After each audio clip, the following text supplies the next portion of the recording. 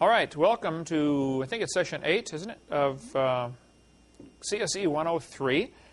This will be our politically incorrect sessions on the rise of communism, socialism, Marxism, Nazism because of the evolution theory. We've got several things, too much to discuss tonight than we'll ever get through.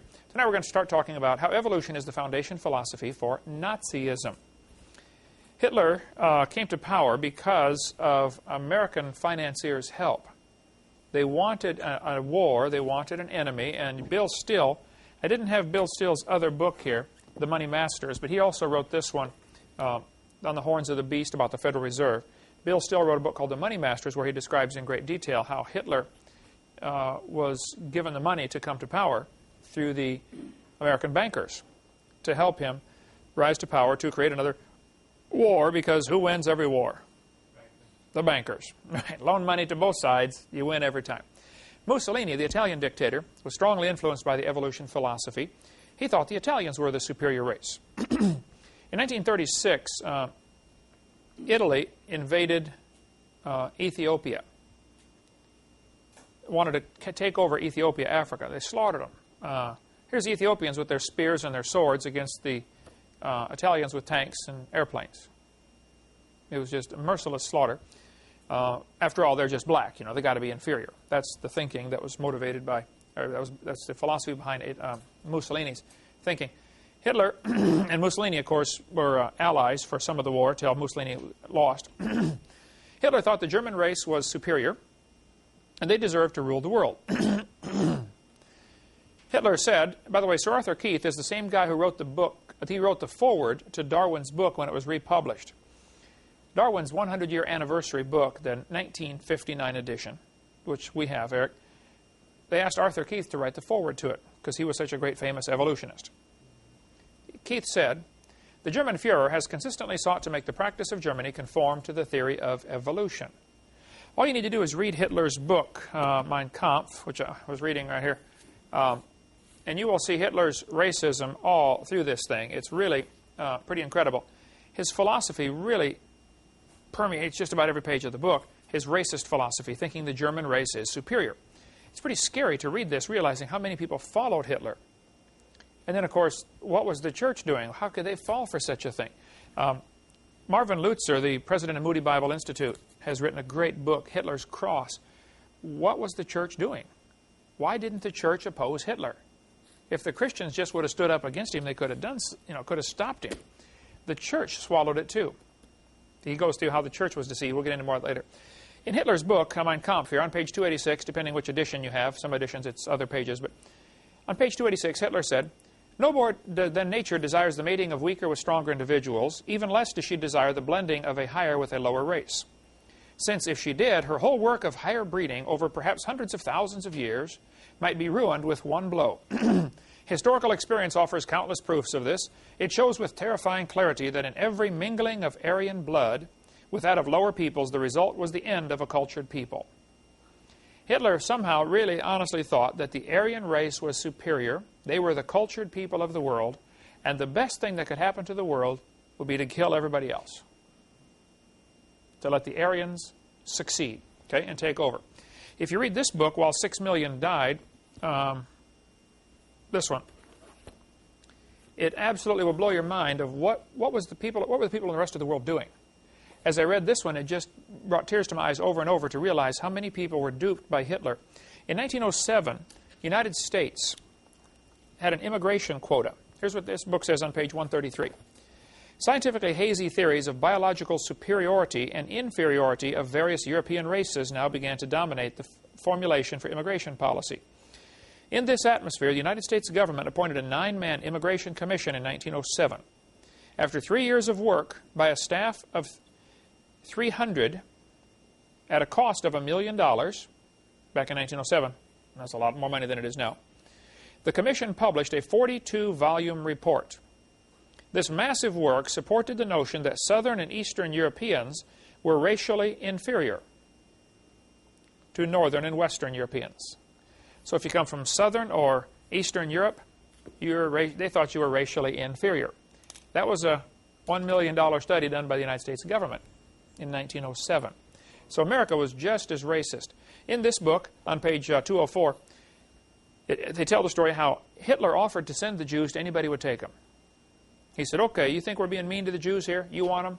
Hitler said, I'll pay for them to come to your place. We'll send them on luxury ships. Roosevelt refused to allow them to come to America. The immigration quotas in America were such that, hey, we don't want any Jews. They let a few come in. But the problem was, you had to have $10,000 to come into America, because they didn't want you to be a burden on the American system. Hitler, though, said, you can leave Germany if you want, but you can only take $4 with you. Well, that's pretty rough to start off with $4 and end up with $10,000 by the time you go on a 2-week trip across the ocean. So they were just really stuck. They tell the story in here of the 900 and some Jews who were on a boat that came to Havana, Cuba, and begged to be released. They went into the harbor. Here they could see all their relatives. Please let them off the boat. This is before Cuba was communist, okay? Please let them off the boat. Cuban officials refused. So they sailed up to Miami. They said, would you please let us come? They're killing the Jews over there in Germany. Miami officials said, no, you can't get off here. They sailed up and down the coast of the United States begging for asylum and were refused at every port in America. What happened to the Jews, you're not going to understand World War II until you understand, while 6 million died, what were people thinking? Some people were thinking, well, they're inferior species. It goes right back to the evolution theory. When Jesse Owens won the Olympics, won, I think, 7 gold medals, or 9 gold medals, whatever it was, in 1936, Hitler walked out of the stadium. He said, it's unfair to make my men race against this animal. Jesse Owens said, I wasn't invited to shake hands with Hitler, but I wasn't invited to the White House to shake hands with the president either. He said, it's all right with me. I didn't go to Berlin to shake hands with him anyway. All I know is I'm here now and Hitler isn't. Jesse Owens, the black American athlete. Hitler's hit list, I discovered this when I was reading in Keene State, New Hampshire. They've got a section of the library up there at the Keene State University that is all books just about Hitler and the Holocaust. It's the most incredible thing I've ever seen, because I love to read about Hitler and the Holocaust, They got this huge section of the library, all books about Hitler. So I went in there, had 6 hours to spare before my next meeting. I had to speak somewhere at a church that evening. And I asked, they've got a librarian just in charge of that section. Or they did have it. I don't know if they still do. But I said, sir, why did Hitler kill the Jews? Why not somebody else? Well, he did kill a lot of people, but why did he hate the Jews so bad? For the next 6 hours, that guy brought me book after book after book. He said, oh, well, here, you can get it figured out from this and from this and from this. And we found Hitler's hit list. Why the Jews? Why not the Italians or the Spanish or the French? Or why Jews? Hitler thought the blonde-haired, blue-eyed the Norwegians, were close to pure Aryan. Make sure you take note of that. Blonde hair, blue-eyed, Norwegian. Vården står det till idag. Ja, sure, you betcha. Ofta. And he thought the Germans were blue-eyed or brown-eyed. That's less desirable. Blue eyes is the most desirable. Hey, they're mostly Aryan. It was a big deal in Germany to go around and check people's eyes to see what color they were. They had charts the doctors would use to see how much Aryan you were, what percentage Aryan. How many have seen that stuff before on TV, the kind of thing they did with checking the eyes, even checking, they call it phrenology, I believe, measuring the dimensions of the skull, different dimensions of the skull to find out how close to pure Aryan they were. He thought the Mediterraneans were slightly Aryan, the Slavic, half Aryan, half ape. Brother Pratsuk, you Slavic? Hitler thought you were half ape, half Aryan. He said the Orientals are slightly ape, the black Africans are mostly ape, and the Jews are close to pure ape. From the book Hitler Movement, page 107. The reason Hitler killed the Jews was because of his philosophy, his belief that they were an inferior species.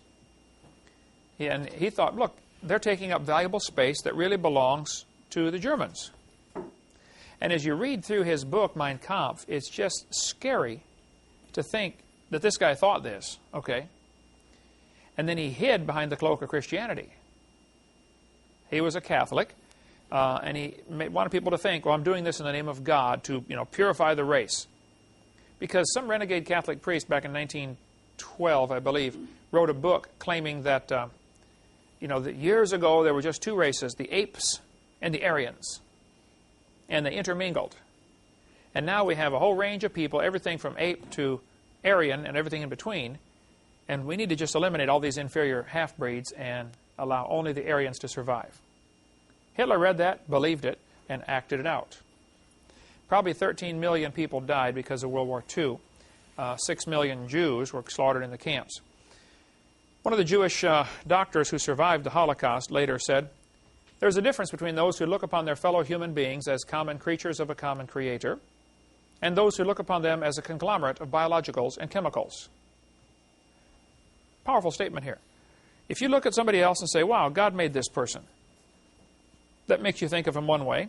If you look at him through the eyes of a person who believes in evolution, hey, they're nothing but chemicals that got together by chance.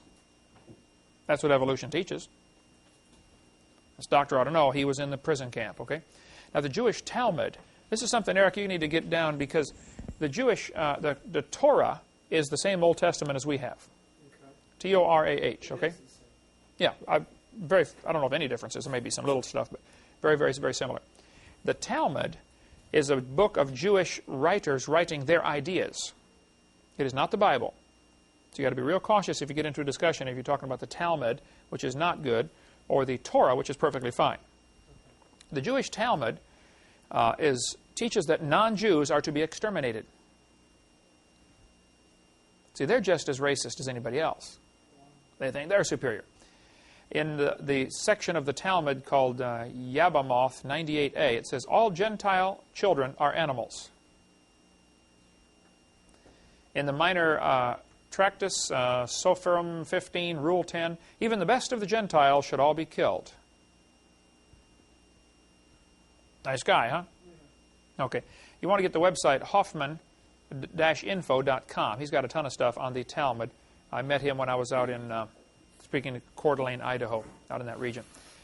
I don't think it's possible to fully comprehend what happened in World War II and what caused all this suffering until you see how evolution ties in. The more I read on Hitler, and I read a lot on Hitler just to keep my blood boiling, you know, and to try to understand why did he do this, the more it makes me angry that we are paying to have this same philosophy of evolution taught to our kids in this town today. They learned this. During World War II, I've had several people tell me this is true. I cannot document it. I'll just tell you what Milton Cooper said in his book, which I have in there, Behold a Pale Horse. He said, during World War II, a Polish salesman working for I.G. Farben Chemical Company. By the way, I.G. Farben Chemical Company was tied in with Rockefeller over here in America. The Rockefeller Standard Oil. Chemical company, remember, love of money, root of all evil. Okay. This guy, Polish salesman, sold cyanide gas, Zyklon B, and malathion to the Nazis to help exterminate the Jews at Auschwitz. After the war, he feared for his life, so he joined the Catholic Church and became a priest, 1946. In 1958, he was ordained as Poland's youngest bishop. After 30 days, the reigning pope was assassinated, and he became Pope John Paul II, the current pope right now. Interesting story. I want to get more documentation on that. Milton Cooper does a tremendous amount of research, and I know of no reason to doubt what he said, but so far I've been unable to prove this story is true, but it might be something you might want to watch for if you've seen it. Yep. That's the former cyanide salesman. What better place to hide than right out in the open? As I study and read on what happened with Hitler and the Holocaust, I'm constantly tying it in with why he did what he did. You know, what he did was horrible, but why? What would motivate a guy to do that? And I go back to his thinking. What you believe determines how you behave. When I read books like Peace Child and Eternity in Their Hearts, and Jan, have you read those missionary stories? Those natives over there in Papua New Guinea, you know, they teach their kids, now, if you kill somebody in battle, be sure to cut off his head and eat the brains because you'll get his spirit. Well, of course, that's stupid, but if you tell that to a kid all his life when he's growing up, guess what he's going to do when he gets into battle? People do some pretty dumb things because of what they believe. If you believe the Jews are inferior, they're just animals, and you're the superior, you know, Aryan race, well then, it's really best to eliminate them. That's what happened here, Hitler and the Holocaust. So, as you read stories on what happened, you better tie it in with evolution. I've been to Germany 3 times, visited the Flossburg concentration camp. That's where they cut the stone out to make the big theater at Nuremberg. And I stood there at the theater and just wept and cried as I walked around this massive stone theater. Here I'm walking on these stones, and I had just been to the Flossburg concentration camp and seen the mine where the Jews Here they were, barely fed enough to stay alive. They have to work 12 hours a day carrying these huge granite slabs up and down these steps. And if you fall over, they shoot you and get another one. Because after all, they're bringing new ones in all the time. They worked them, literally, to death. That was the intention. Get as much work out of them as you could. Work them until they drop. Then bring in another one. Here's a pile of shoes from the victims of Hitler's Holocaust. These are the dead bodies. They just dumped them into massive graves. Again, you ought to do that. This is a rally at Nuremberg. You can see the pulpit there where the man is standing on the bottom of the center of the picture. I stood there and looked out over this huge parade ground, and this whole pulpit area is a long bleacher section, all made out of granite by these Jewish slaves who died in the process of carrying these, granite slabs. They sawed them out of the ground, out of the granite mountain, sawed them into slabs, polished them, transported them for Hitler to build this massive theater at Nuremberg. Hitler strove to do everything in huge, grand scale. As you stand there in that pulpit, you feel real tiny because this area is just massive, giant parade grounds. Hitler wanted to make the individual feel small and expendable, and the cause seem great. That same thing is going on today in our public schools with the environmental movement. You're just one little person, but look, we got to save Mother Earth. The environment is so huge, and you're just so tiny. You're expendable. The cause is great. Same kind of mentality. You got to watch for that. Hitler knew you have to indoctrinate the youth. He closed down Christian schools and began indoctrinating his youth with the Aryan supremacy idea. Hitler kept referring to the Jews as a parasite in the body of nations. And what do you do with a parasite? You try to get rid of it. And he said, the Jews are parasites in his book, Mein Kampf, right here. You can read it for yourself. He said, the Jews are just a parasite. It's interesting, the abortionists today refer to the unborn child as a parasite in the woman's body.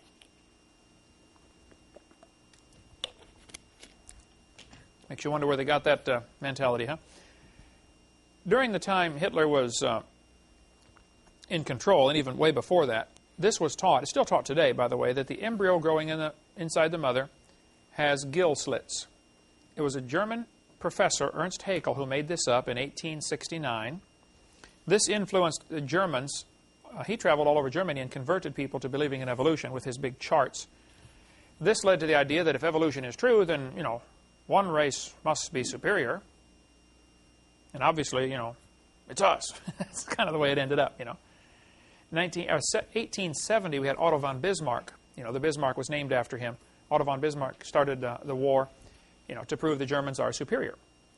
If you're going to have a contest to see who's superior, how do you decide? Well, you got to fight it out.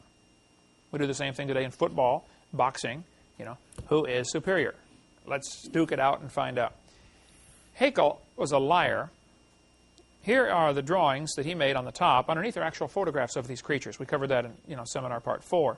He was just flat a liar. But that had a strong influence on, and still does today. I read a letter to the editor yesterday from the St. Louis News Post-Dispatch, where this medical doctor wrote in, and they asked me to comment on it because I do every Wednesday morning a radio station in St. Louis. I'm on the air at 7:20 doing a call-in talk show. Have for a long time with the Tim and Al show, KJSL St. Louis.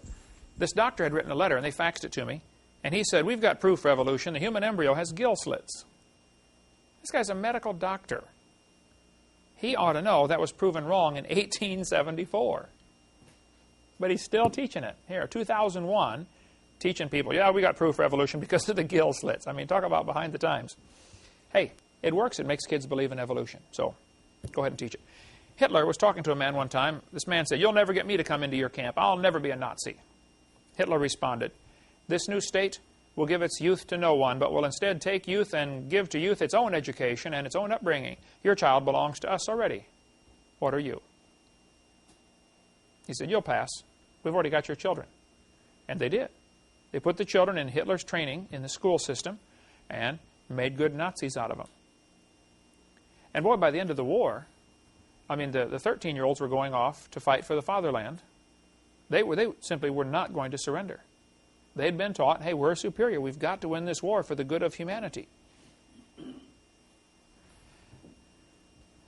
In Skokie, Illinois, which is a Chicago suburb, my brother Mark lived there for a while in Skokie, Illinois. In 1993, a man shot a doctor, a plastic surgeon, just shot him and killed him. He told the police he chose a plastic surgeon from the phone book and killed him. Because they, that is the hairdressers and people who make blue-tinted contact lenses, are diluting the Aryan beauty. There is still, today, a very strong Nazi movement. The idea that the white race is superior, that's the basis behind the KKK, the Ku Klux Klan. That's the basis behind the shooting at Columbine High School. Those kids at Columbine were strong followers of Adolf Hitler. They did the shooting on Hitler's birthday on purpose. It was to commemorate Hitler. They wanted to eliminate anybody that wasn't up to what they thought was what they're supposed to be. They shot Cassie because she believed in God. They shot Isaiah Shoals just because he was black. That was straight from Hitler. Same kind of philosophy. This book we mentioned earlier, Hitler's Cross by Moody Press and Moody Bible Institute, Chicago, is really good, showing what were the Germans doing, or what were German churches doing, Christians. Hitler used this as a propaganda picture. He's walking out of church. Notice the cross above his head. Hitler's propaganda minister was really good at making people believe, oh, Hitler's a good Christian guy. He's really trying to do what's best for our country. You know, we better follow him. They had Nazi baptisms. These pictures are all from this book right here. Okay? They had Nazi altars. Some churches even took their Bible off the pulpit and read from this book right here, Mein Kampf, preaching German, Aryan supremacy. Hitler said, if you tell the lie long enough and loud enough and often enough, the people will believe it. And they're more likely to believe a big lie than a small one. And boy, that's the truth, too. Okay, so Nazism is founded solidly on the idea of evolution. I don't think you're going to understand World War II until you put it all together and say that's what happened. We have plenty of books, Final Entries, 1945, The Black Angels, the story of the Waffen-SS. Anyway, let's take a little break. After the break, we'll talk more about how evolution is the philosophy for the New World Order, coming soon to a city near you. All right? Break time.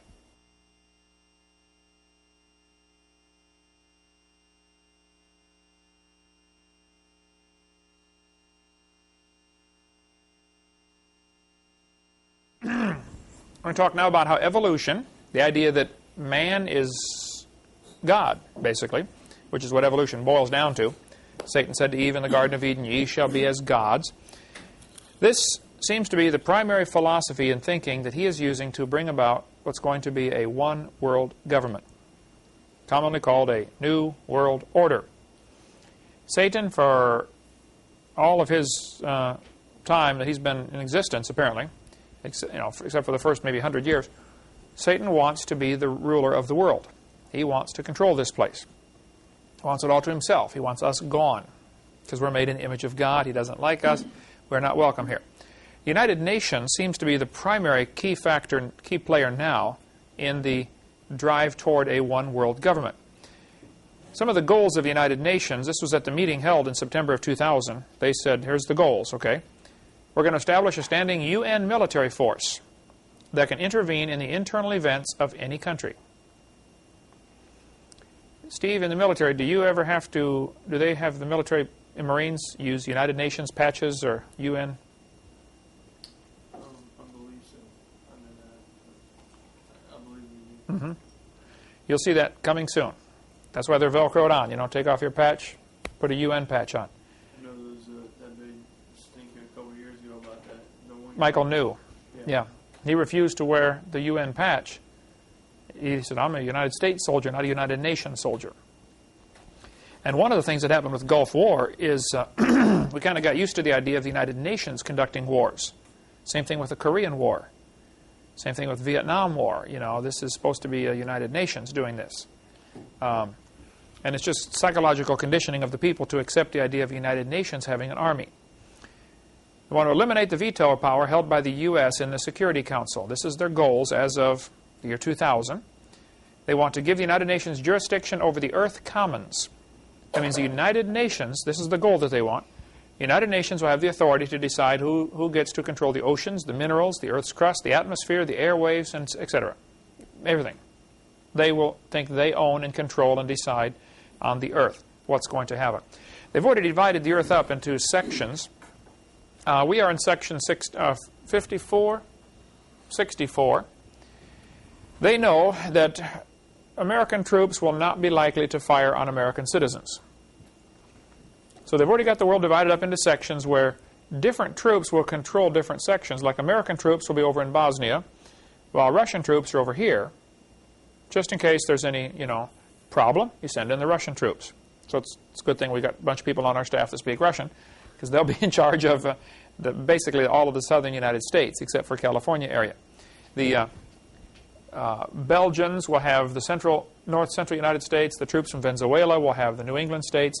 It's already divided up where, who will not be loyal to those people, but will be loyal to the United Nations. This is the way it's going to work. They've been making plans for their new world order for many years. Satan has been making these plans. The Lord is in heaven laughing about it. We as Christians do not need to get nervous about this. We need to get busy. God is laughing. When you read Psalms chapter 2, the Lord said, "Why do the heathen rage and the people imagine a vain thing? The kings of the earth set themselves, the rulers take counsel together." Let's put UN in there. "Against the Lord and against his anointed, saying, Let us break their bands asunder and cast away their cords from us. He that sitteth in the heavens shall laugh. The Lord shall have them in derision." God is laughing at these plans for a new world order. Now, it's a little tougher to laugh on our perspective, because we're going to have to go through some of these problems, but God is not nervous. And if we're His children, we should not be nervous either. At the UN Secretary General meeting agenda for September 6, the year 2000, they said we want to give the UN the power to tax. Coming soon now, you watch this. It will be able to tax fishing on the oceans, particles being emitted into the atmosphere, extraction of minerals from the earth. You want to take some coal out of the ground? Sure, you just pay the United Nations a tax, because after all, it belongs to them. That's their thinking. Its power to tax the global commons will quickly make the UN more powerful than any country, including the U.S. This is all part of the plan. They want to grant the UN authority to regulate international commerce, and they want to control food. Right now, last I heard, was like 95 to 97% of all food distribution in the world is controlled by ADM, Archer Daniel Midland Corporation, which is, I think, if I have all this straight, it's been a while since I put these details together, Prince Philip of England is one of the key players in here. See, the English rulers in England, Queen Elizabeth, Prince Philip, they think they are of the Illuminati bloodlines. There's some good books if you want to get into more on that topic. The Illuminati, the top 13 Illuminati bloodlines, they really think they're the superior ones. And these are the ones that over the centuries have been kings and queens, and the rulers take counsel against the Lord. They really think they are superior for some reason, and they're going to find out Judgment Day that they're not. But meanwhile, they're pretty hard on everybody else down here, because they think, if you want to get more on that topic, read that book. But they think they're superior. Peter Singer, father of the animal rights movement, said, "Christianity is our foe. If animal rights is to succeed, that we must destroy the Judeo-Christian religious tradition." The Christians are the enemy. We will not be welcome. You mentioned during the break that Hitler said the Jews are inferior, they need to be eliminated. It's just a simple matter of painting the Christians with that same brush, saying, well, these Christians are not going along with our plans for a new world order. We really need to eliminate them. We will become hunted. We'll be the enemy. We won't fit into the new world order. The United Nations' goal is to establish a new seat of power in the UN called the People's Assembly, to consist not only of representatives from nations, but also of representatives from non-government organizations. The Secretary General and his allies can then decide which NGOs are represented and can thereby control the decisions made by the UN. Suppose there's 220 countries in the United Nations, and they create 230 non-government organizations. Now you have majority vote. Simple. Create a new international court that will have jurisdiction over all nation states. This is the goal of the United Nations. You need to read this book, and I brought several if you want to look at them. They're $5. It's Peter Kershaw, Hush Money. This is basically 2 chapters of his bigger book, which is much better if you want the whole story. in Caesar's grip. Now, we carry both of these in our bookstore at less than the recommended price because we want people to get, I think this is $5 and this one's $15. If you want to understand how the churches and people have been tricked into going along with the New World Order, these would be great books to get to comprehend what's happening. Oh, man, what a long story. Churches, 100 years ago or so, there weren't any, very, very few, incorporated churches. You want to start a church, you start a church. You don't ask anybody's permission. You just start one, okay? When I started this ministry, Creation Science Evangelism, we didn't ask anybody's permission. God wants us to do it. Okay, God, you own the world. You told me to do it. How much higher do I need to go for authority? I don't need to get the government's authority for do something God told me to do. Now, in typical Caesar fashion, the government doesn't like that idea. They want everybody to get their permission. A true church, a real honest-to-goodness, true biblical church, not a corporation of the government, cannot get building permits because that is subjecting God. The churches say, well, Jesus Christ is the head of the church. Oh, yeah? You're just saying that, okay? You don't really believe that. Our founding fathers would have turned over in their grave if they'd have thought that the government was going to tell the church, you got to get our permission to build a building. They'd have started another revolution over that. And yet 99% of the churches in America are corporations because they somehow think they have to get that 501c3 status to be tax exempt. Because they think, goes back to the love of money, root of all evil, they think people will give more money to the church if they're 501c3. The truth of the matter is, most of the folks probably don't have to pay income tax anyway, but they're doing it. The church certainly does not have to have 501c3 status, and Peter Kershaw goes into all the details in here. His introductory statement, the whole first paragraph is from a IRS, one of the leaders in the IRS, who says, I don't know why the churches are getting incorporated, but as long as they want to, that's great. We'll be glad to take them under our authority. That's basically what happens. A church can, we can give, if somebody wants a tax write-off, they can donate to our ministry. We can give them a receipt, and they can use it as a tax write-off.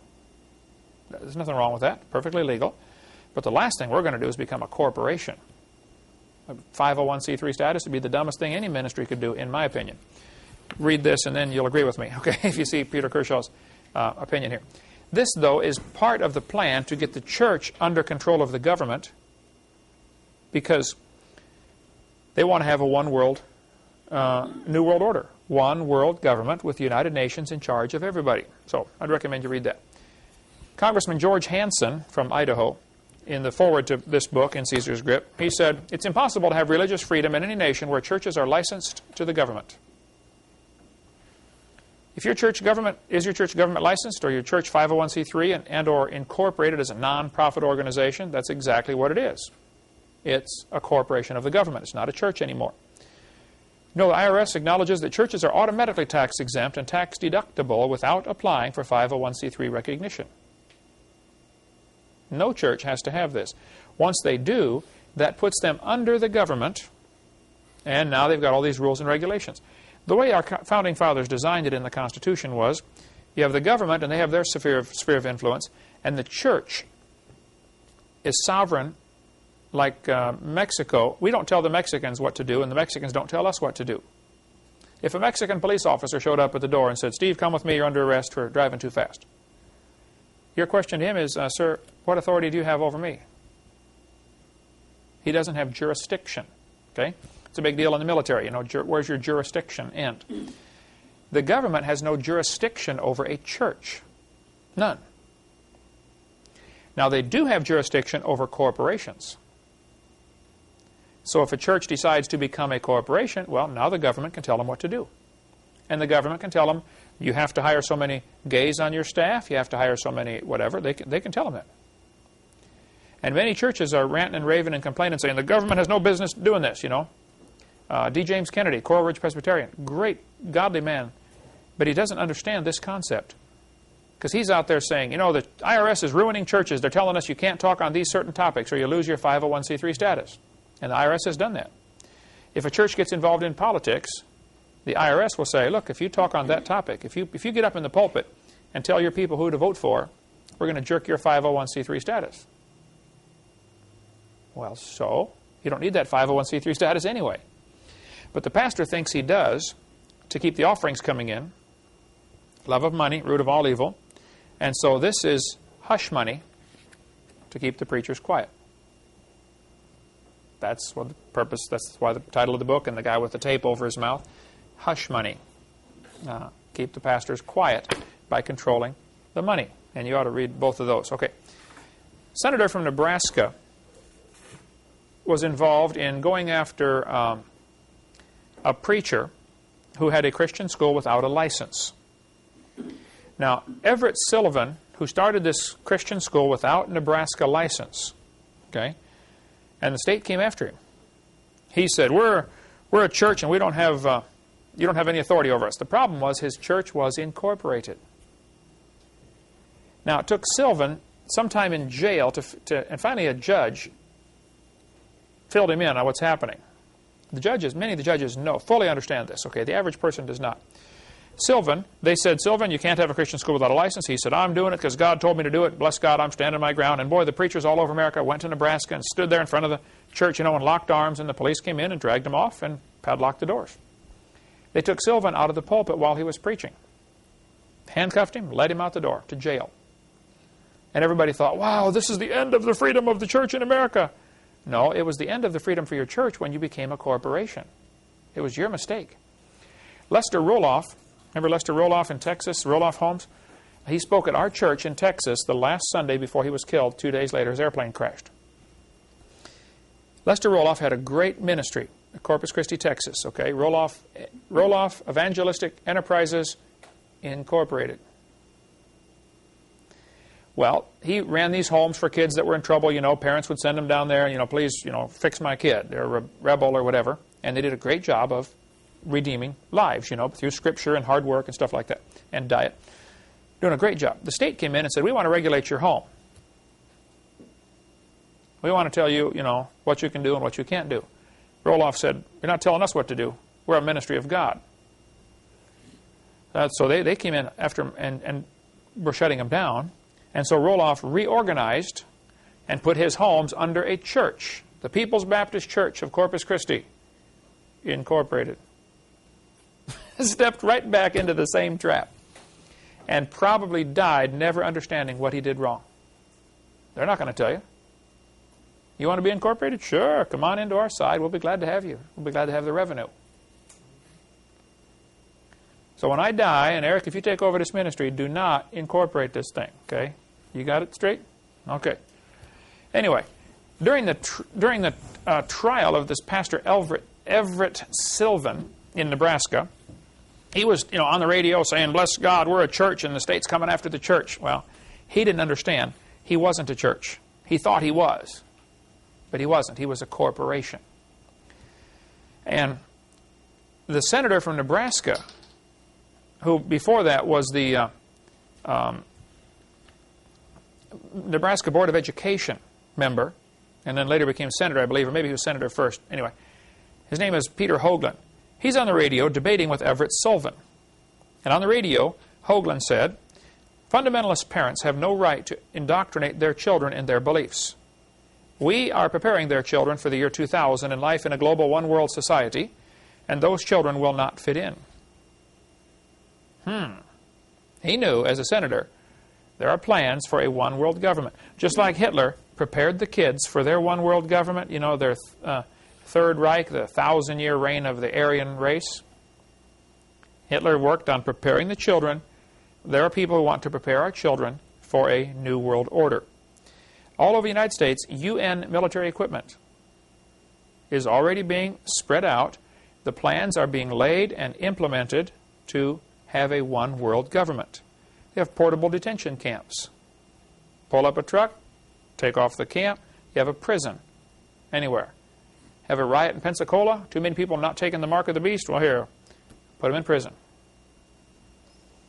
I can talk for hours on this. Gary Fry, a friend of mine in North Carolina, is quite an expert on the New World Order.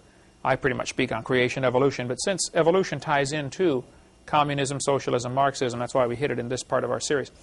But Gary Fry, his website, youthofamerica.com/Gary Fry, and his phone number is right there. He has great information if you want more on the New World Order, the camps that are being set up, what's happening with the bombing of TWA 800 and who blew up Oklahoma City.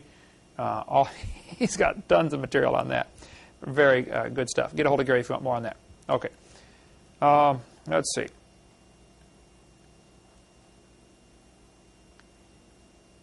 They're putting lines in the highway to count the traffic, of course, is the excuse. I talked to the guy from Crestview, Florida, who's doing the ones all over the state of Florida. He was contracted to cut the grooves and put these lines in there. They put 3 number 14 wires in each slot, and he said, yeah, we can tell how fast the cars are going. We can tell basically what type of car it is by the length of the wheelbase. You know, the magnet picks up the first one and picks up the second one and calculates based on the speed and based on the time it took to go over the magnet. It's, you know, such and such. It's a bus or a truck or a car or whatever. He did not know, but I've been told by reliable sources that 3 number 14 wires is sufficient to handle the charge, the voltage, to have electromagnetic burst, EMF, electromagnetic. No, there's another name for it. What is it? EMP. Pulse. Okay. Atomic bombs do this. If an atomic bomb goes off overhead, it produces electromagnetic pulse that will basically destroy computers within a certain effective radius. Just blow their brains out, okay? Almost all cars built after 1982 are electronic ignition, and a good EMP will shut them down. There's been research, and I've heard it's in effect now, it's available now, where you can simply have these, like a radar gun, but you aim it at a car, and it will shut off electronic ignition. For catching speeding thieves will be the, speeders will be the excuse. But all they got to do is apply that same technology to those who are running from the New World Order. Shut down traffic, snarl traffic. Over to the side, we've got them all over Pensacola, these, lines in the highway. Over to the side, you'll see on Interstate 10, there are several of them. And they're positioned in such a way that basically you don't think you could get around them. You got to go over it. And my understanding is they're capable of shutting off electronic ignition cars. Now, one solution to this is take out your electronic ignition distributor and put in the old-fashioned distributor with points and plugs. And it's simple wiring. And now you have you don't get as good a gas mileage, maybe not quite the horsepower, but it'll keep running because it's not affected by the EMP. All over the United States, you see cameras going up. How many have seen those before? We've got them all over Pensacola here. Makes you wonder who's watching and why. What's going on? Of course, first you create a crisis, and then you bring in your solution. So they create a traffic problem. Well, we've got to watch the traffic flow here, Now the police can respond more quickly if there's a traffic accident. We can see it. Well, it's true. They're probably using it for that. I don't question that.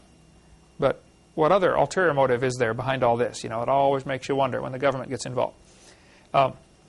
United Nations received a gift from the Union of Soviet Socialist Republic, USSR, in 1959.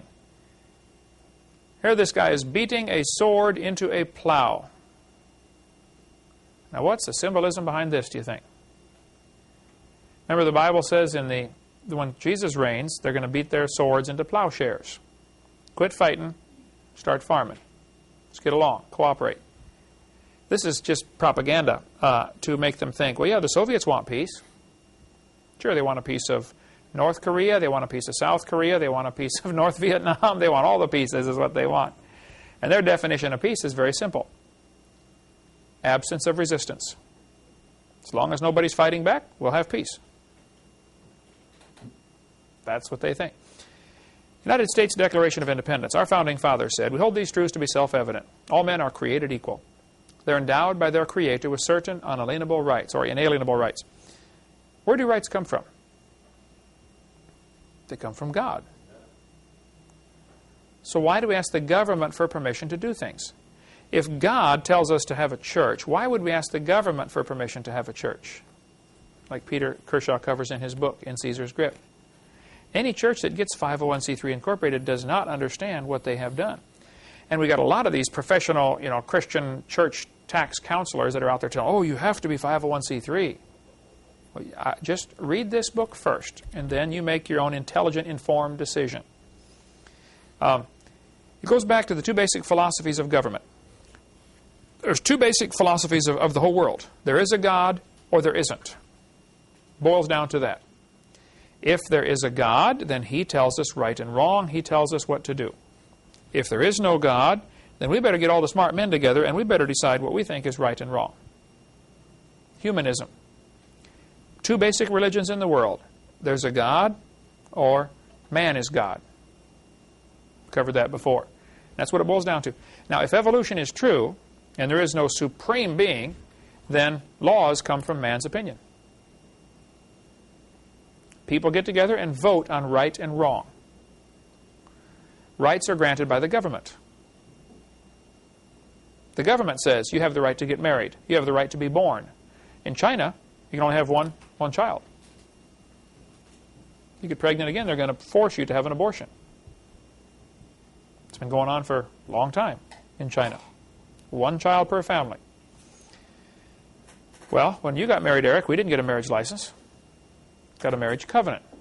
A legal marriage is you and your wife or husband sign the document and two witnesses. If it's in a family Bible, if it's a religious document, that's all that's necessary.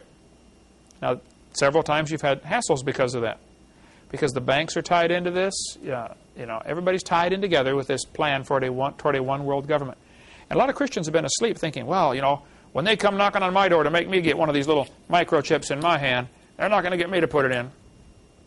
You've already received a Social Security number. You're already doing 90% of your transactions with credit. Yes, you'll receive one of these. It's just going to be a matter of you can't buy or sell till you have one. Simple. They're not going to force you to get it. You'll come ask them for it. Can I please have one? I'm hungry. I predict that's what will happen. If evolution is true, then the government should be the provider. This is where our welfare state comes in. It's called a democracy.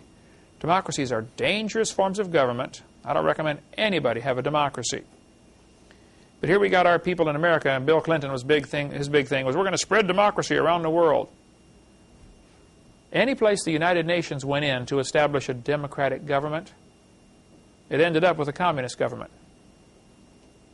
That's really what they ended up with. If creation is true, then laws come from the Creator, and rights, you can't put a lien against them. They're unalienable or inalienable. You cannot put a lien against these rights. And government is limited. There are two legitimate functions of government: punish evildoers and defense against outside invaders. You guys in the military, that's a legitimate function of government. The judicial system, punish evildoers, that's what they're supposed to do. Welfare, no, government's got no business being involved in that. Education, no, government simply has no business being involved in it. This earthquake in Seattle, Washington, destroyed a bunch of buildings. They declared a federal disaster area. Well, look, I think it's horrible. I got a brother and a sister living up there, okay? Yes, it's horrible what happened in Seattle, Washington. However, the government has no business being involved in taking money from people in Florida and sending it to Washington. Government's not supposed to do those kind of things. It's unconstitutional. But they've been doing it for 100 years and nobody stops them. Under a constitutional republic, the law is supreme because the law came from God. People got together, read God's laws, and said, okay, how does this apply to us today? And they made laws for their people in line with God's laws, basically the Ten Commandments, the Decalogue. Okay, God says don't kill. All right, if you kill, here's what happens. God says don't steal. Okay, if you steal, here's what's going to happen. Here's the punishment, penalty. And one of the smartest things we could do in America would be to close down, just almost totally, but close down the prisons. We don't need prisons. It's the dumbest thing you can do is pay $100,000 a year to keep some guy locked up. For certain crimes, he should be executed. For other crimes, he should pay back fourfold like the Bible says. That would stop 90% of the crime right there. Okay, my hobby horse. What happens, though, in our time we have remaining, they will create a crisis which will cause the people to accept more government intervention. When things are going wrong, people say, oh, government, save us. There's a great book called The Medusa File, right here, if you want to get more on some of the conspiracies of the past and things that have happened. Like what happened to all the American prisoners that the Japanese took? Why weren't they all returned? Many of those went into coal mines as slaves in Russia. Japanese sold them. Sold the prisoners. Vietnam War. GIs were captured, sent to North Vietnam. From there, sent up to China as slaves into the labor camps. We go into North Vietnam looking for, where's all the missing, POWs and MIAs? Oh, we don't have any. Take a look. Yeah, they're up in China or Russia. Still, today. Great book, The Medusa File. The John Birch Society, they're now calling it General Birch something or other, because the John Birch Society's got kind of a bad, because of all the media slurs, that name kind of comes across bad. I'm not a member of the John Birch Society. I'm not against it at all. Okay, in fact, I'm for it. But just so folks know, I'm not a member. John Birch was in China when the communists took over, and he was murdered by the Chinese communists.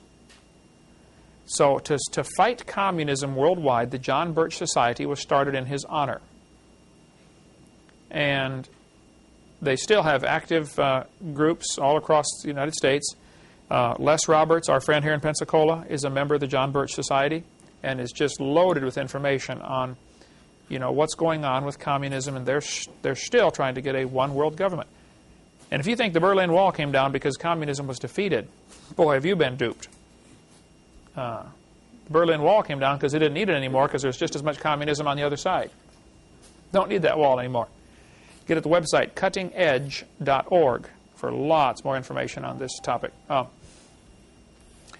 There's a book called The Protocols of Zion. Now, there's a lot of controversy about this, and Eric, just because I mentioned this, you're going to probably take some flack because the Jews will get real upset about this.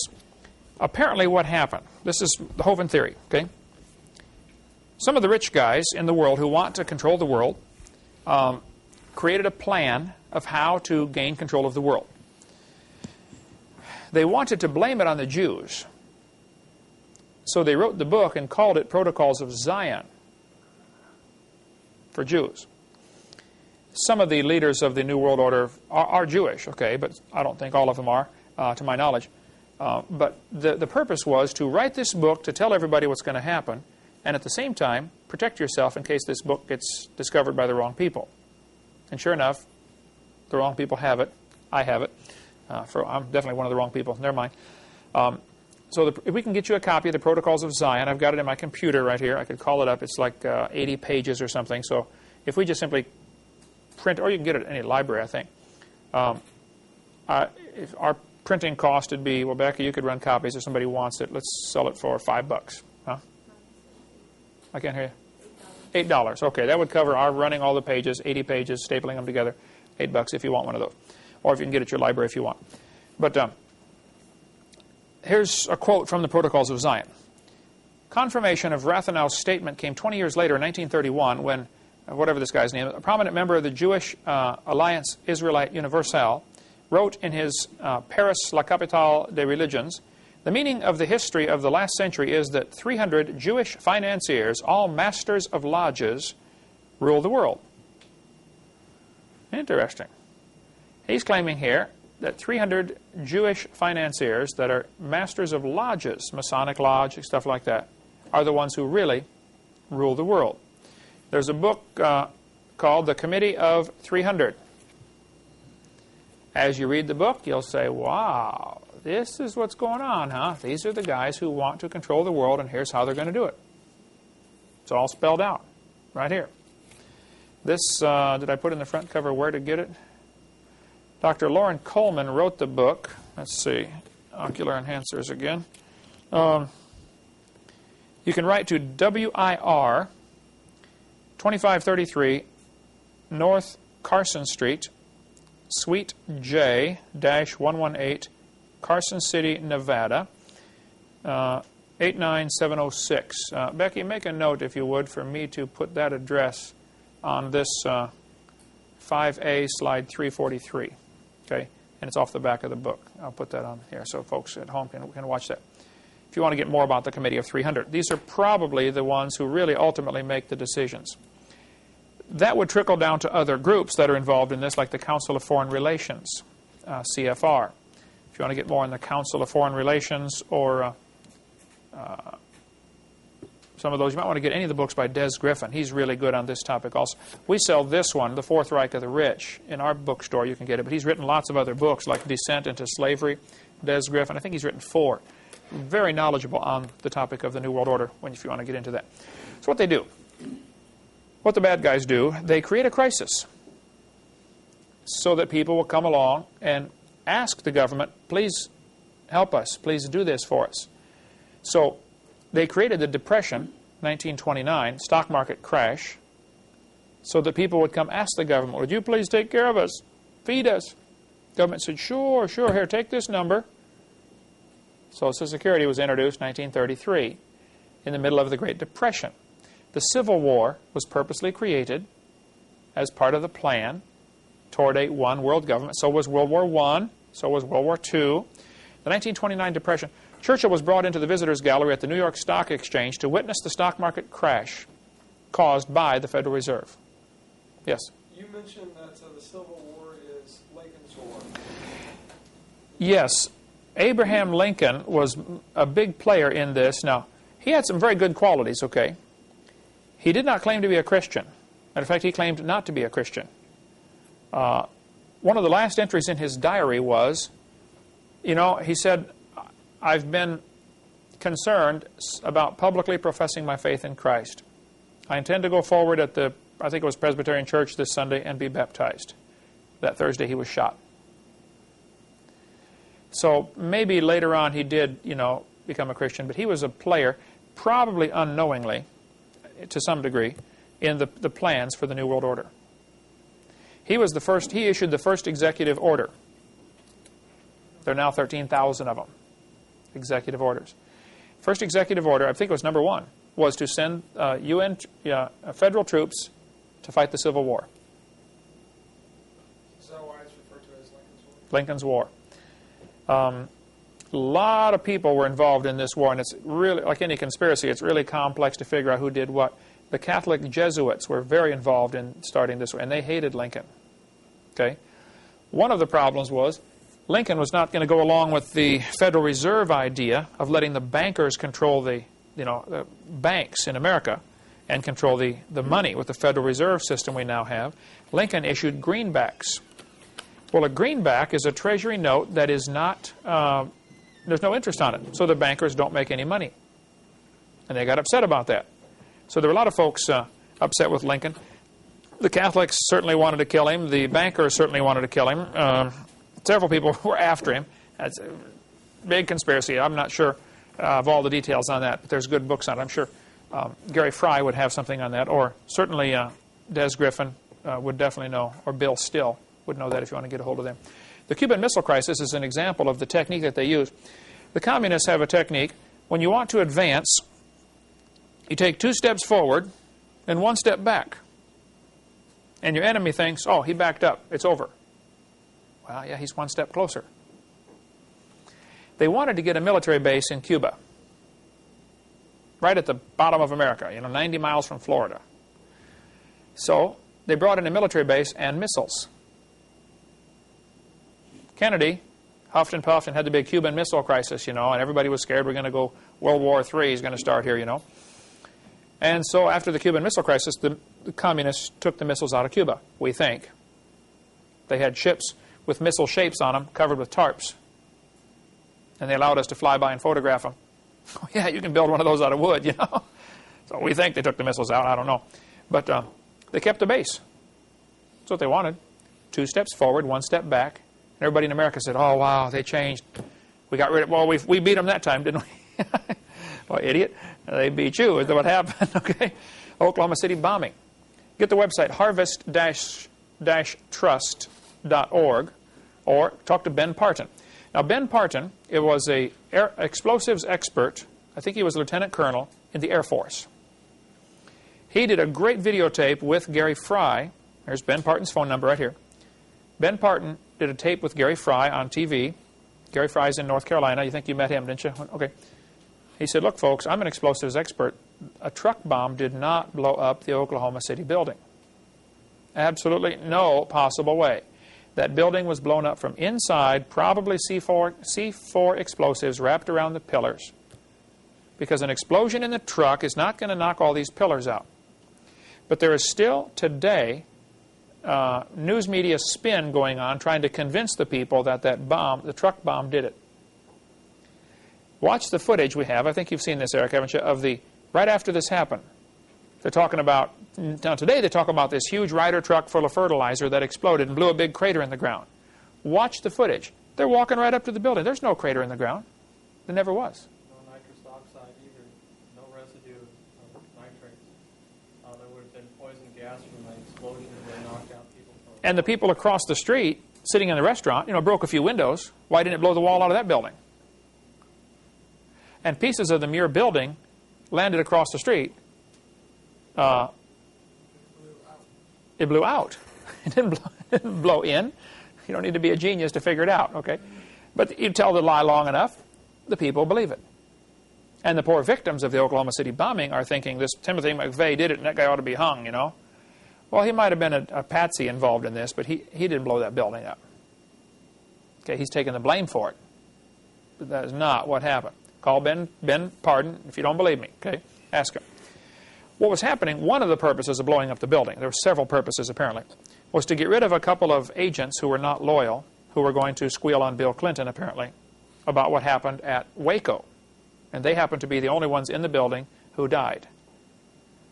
That morning at 8:05, whatever time it was, they decided the government agents are going to get in a bus and take a tour of Oklahoma City. Well, duh, they live in Oklahoma City. What if I got our staff together one morning, hey, we're going to tour Pensacola. I live here, I don't want to tour Pensacola, let's get to work, okay? So only those that were not loyal were left behind, and they happened to die. Same thing if you watch what happened at Waco, when they climb up the ladder to the roof and the agents go in the window on the roof. A few minutes later, the other agent who's still out there throws in a hand grenade and starts shooting a machine gun in through the same window. His guys are in there. Then you watch, and a few seconds later, you see apparently some of them survived. You see bullets come flying out through the wall. One of them bounces off the guy's helmet, and he slides down the ladder. It was his guy shooting back at him. That wasn't the Branch Davidian shooting in there. The story apparently is that the guys that got killed at Waco were, again, some people who were going to testify against Bill Clinton for some of the things they'd seen him do. I've got a list of 108, I believe, people. I'm sure because of this tape, people are going to ask for that list. So send $1 or something. We'll mail you one. Becky, remind me if you need that. The list of those who've been killed by Bill Clinton, top file drawer, about halfway back. Okay. Another purpose of blowing up the building was there was anti-terrorism legislation that had been stalled in Congress. Congress was not going to vote for this because it took away more rights of the people. They wanted to get this bill passed to prevent people from having machine guns, gradually choke down the system, or all you can have is a pea shooter or maybe a rubber band, to defend yourself. Nobody's allowed to have guns. And so they start off by banning, assault rifles. Well, if you trust the government with assault rifles, but you don't trust honest Americans with assault rifles, you got a screw loose in your head. Okay. So, and sure enough, it passed. The anti-terrorism passed after the Oklahoma City bombing was blown up. TW-800 was also blown up intentionally, apparently to get rid of the 3 guys who were going to London to testify against Clinton, because the local newspapers in America, the story goes, they wouldn't take their story. So these guys all happened to be on one plane going to London. We're going to squeal on Bill Clinton. French Landsat satellite, one of the satellites from France, has pictures of a missile hitting the plane. Now the poor victims are being fed this story about, oh, well, we don't know what happened. Maybe they blew up, a good way to get rid of somebody is blow up an airplane. Pretty hard to figure out what happened, especially when the government's the one doing the investigation of what happened. Mm-hmm. Let's try to get all the foxes together, try to figure out why the chickens are disappearing. In the book, The Money Masters by Bill Still, he quotes Dave Rockefeller as saying, "We are on the verge of a global transformation. All we need is the right major crisis, and the nations will accept the new world order." Boy, that's the truth. They want us to accept, their plan, their ideas of a one-world government. All they need is a good crisis. And what will happen is the president then has an excuse to declare martial law. And everybody's going to be governed by martial law. Lincoln issued the first one ordering troops into the war Now there have been 13,000 executive orders. This bypasses Congress. If there's an emergency, you don't have time for everybody to vote on, should we allow money, Hey, there's a war going on. So they will declare war on anything. War on drugs. War on poverty. You got to watch this rhetoric because they're saying these words. I'm a president will say, we're going to declare a war on drugs. Declaration of war abolishes the Constitution, sets him up where he can now, he's dictator. He controls by executive orders. And that's what's been going on for the last 100 years. Lincoln started this whole concept.